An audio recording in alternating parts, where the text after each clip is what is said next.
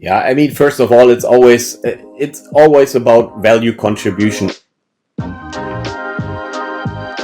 If you as a procurement organization, you need to understand where I am, how can I increase value, and what do I need to do with to achieve it.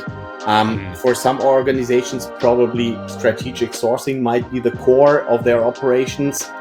For others, might be risk or ESG management. But in general, my experience tells me that in most organizations, still managing supplier networks, managing suppliers is still something like a stepchild. And then they start to build and form new organizations, and suddenly we have a powerful, let's say, category-based organization, but we still do not understand our supply base. We don't know where we source, why we source. We don't know how fragile our supply chains are.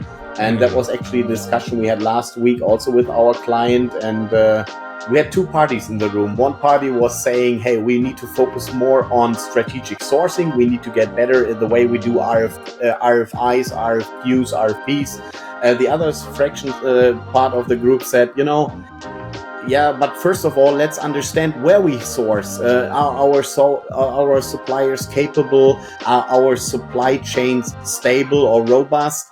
And more or less the decision was, let's go with supplier management, supplier relationship management first. Let's make sure that we understand our sourcing market.